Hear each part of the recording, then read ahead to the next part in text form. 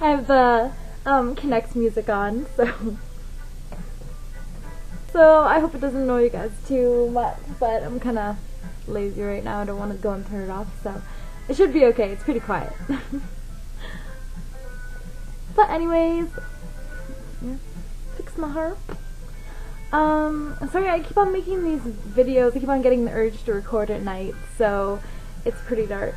But I got my handy dandy desk lamp here.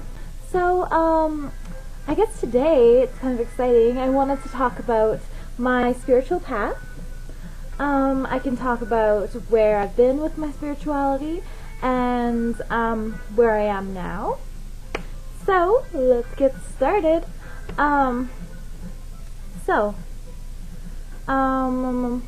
Well, my family growing up was not very religious. We believe in God and believe in spirits, actually. My great-grandma and my grandma, and apparently like great-great-grandmas before that, on her side especially, are actually extremely psychic, which is really cool. I was so excited when my grandma told me about this. And my great-grandma was actually the town psychic, because she had a kind of small town that she lived in, and she would go around and help people. Like, her thing was she'd go walk in the door of the house, and she could sense the things that have happened in the house, and also if anyone passed on in the house, she would say who it was, what they looked like she would feel them and see them there, or she would just know that they were there if they aren't there anymore. Like, she was really psychic, and so it's kind of a natural gift in my family, which is really exciting and cool, but kind of scary at times. But yeah, and all the women in my family, and I think my brother does too a little bit actually, have extremely high intuition and good, like, premonition kind of stuff, which is crazy. I wouldn't claim to be psychic or anything, but I believe, like, everyone has the opportunity to be that way. You just have to kind of hone your powers, I guess, and just work on your abilities and fine-tune them. Try to make yourself an open vessel so you can receive messages and not be scared and, like, all this other stuff. So, yeah. Hold on. Sorry about that. I got a text and I didn't know what was going on. I just heard a little ring and I was like, what the heck? So we're a very spiritually open family.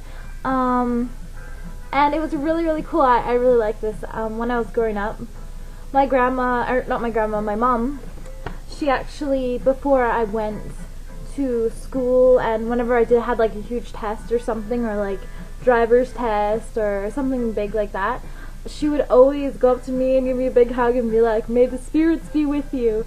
And it sounds a little weird, but it's she just means like the good spirits, like old, like, passed on ancestors and angels, and she's just saying, may all the good spirits and God be with you and help you on your quest. So that was really sweet, and I'm gonna say that to my kids when I have them too. And because her grandma said that to her too, so it's kind of cool little tradition. And she would do things like have amulets. She gave me a really cool amulet one day, and I was so, okay, I love this thing so much. It was beautiful. It was actually just a marble, but it was big marble, and it had been treated, so, like, you know, when you boil marbles, it gets all cracks and cool, and, like, mounted, and was really gorgeous. And she kind of blessed it in a way, like, well, just saying, like, here, like, when you have this on, you'll feel happy and content and have always good luck and do really well in school and that kind of stuff, because all of these things were, like, helping me in school. And it was really sweet of her, and I wore it, and I was taking such good care of it. My roommates are jumping around. Anyway, and it fell down, like, I think, a guy that I wasn't too fond of in my class actually yanked it off my neck, and it fell down and shattered, and I was just devastated. I was like, ah, I started bawling. It was like grade 5 or something, but I was so sad. I really love that amulet, and I came home and I felt so bad. My mom was like, it's okay, it's alright, it was only a marble. Like, I was like, but it was my special necklace. But anyway, I was a very sensitive kid. But anyway,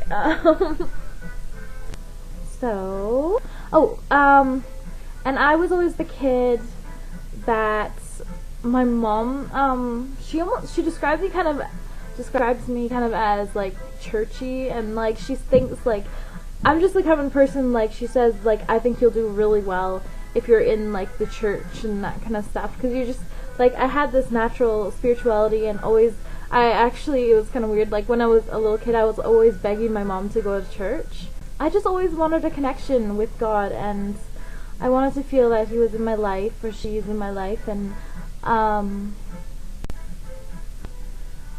yeah. So I thought like that, I don't know, I had a really big desire. I was like, I will feel so good and happy if I go to church, like I really want to go to church. And we didn't go to church when I was a kid at all, but like I'd say my family is Christian, but we never really went to church.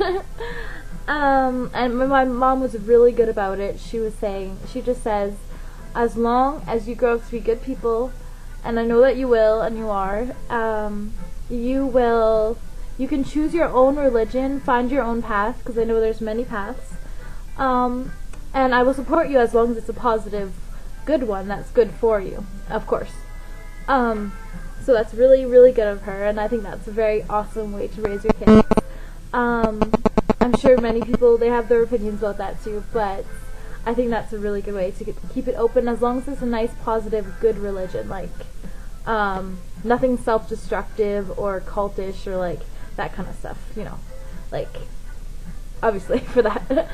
And yeah, so I was doing all that, and when I was about 13, 14, I went through an extremely hard time with depression and a lot of just everything. I was having major issues with my dad,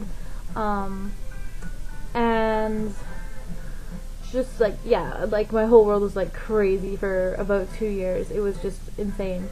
But I got through it. I'm still kind of recovering from all that stuff, but I got through it, and I feel much happier than I did then, thank God. But I was extremely depressed for well, I still have depression, but extremely depressed for those 2 years. Yeah. Anyways, so but during that, so I wanted something that I felt more control in my life, and I wanted something, because I almost felt like the magic was fading from life, and I wanted to believe in something exciting, like, you know, when you're a kid and you're just like, you just know things are real. You're like, fairies are real. Of course they are. What are you talking about? And, well, I know, like, Harry Potter and stuff. That's not the best example of actual magic, but Harry Potter is like,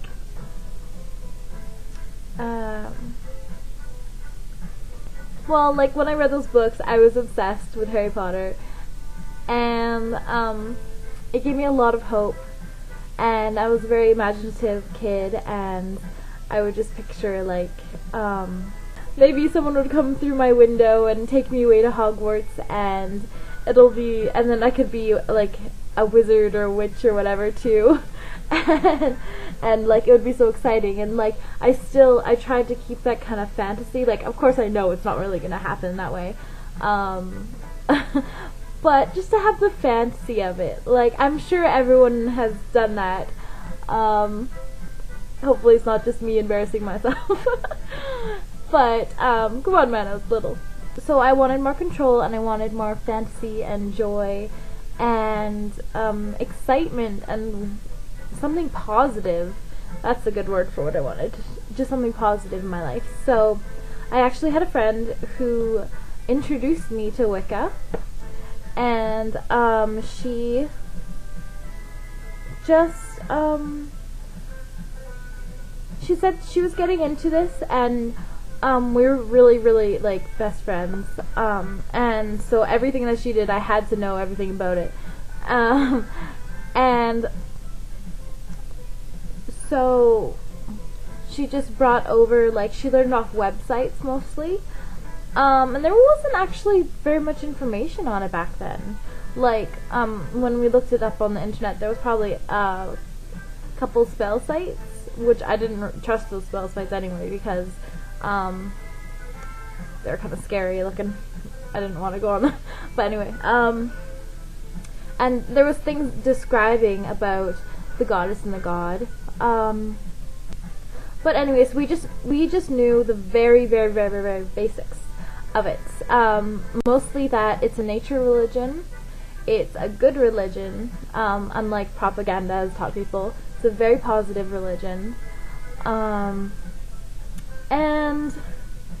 that it has a god and a goddess, depending on your beliefs. Some people just believe there's a god or just a goddess, or a million of them. Everyone's very unique, which is an amazing thing. I actually didn't know that part when I was that young, but that's such an amazing part of it. It's just so individualized and free, and it's your beliefs put into religion, so it's really cool. But I just felt drawn to it, and I loved that it was the elements. I always felt extremely close to the elements, and I actually would, it's kind of embarrassing, I guess, but at that age I was kind of like, I was very open. I think I even read in this book I've read recently, which is an amazing book, We Are Eternal by Robert Brown. Amazing book. And I'm going to do a video about it soon too, because it is so good. I wanted to share. But I would actually, like, whenever I think, oh, what was I going to say? Okay, I was in such a low mood that I didn't have any anxiety, because I honestly didn't really care what happened, which is a terrible mindset, I know, but I was like I wasn't doing so good. But anyway, so whenever I was really depressed, I was usually pretty calm, and I was just kind of like going around, being really slow, being really observant, like, you know, just mulling around being depressed, sort of thing. And so that actually, I think being kind of emotionally drained like that and just open to whatever, actually is a good way to kind of get in touch with spirituality. And yeah, because you don't have all the fears around like usual, so it's actually can be beneficial. Like, there are positive ways of looking at things that have happened like that, so there's always some kind of positive that comes out of it. And I felt like whenever I was extremely sad or I was having a bad day, it would literally start raining as soon as, like, I was really upset. I would look out the window and it would just be like pouring. I don't know, I don't want to sound like self-righteous or anything, because I don't think that at all about myself, but it was just cool. Like, I was just kind of amazed, because I would think, I'd be walking outside maybe, and I was always walking outside taking pictures of nature, because I absolutely love and admire nature, and just feel at home there, especially near any kind of water, because yeah. And I would just go walk. We had a beautiful willow tree at the time, and it would just, I would like feel a breeze of wind. Oh, sorry. Cell phone again. Oh, I'm gonna go all crazy. Embarrassing. Holly has sent you a message. Thank you, Holly.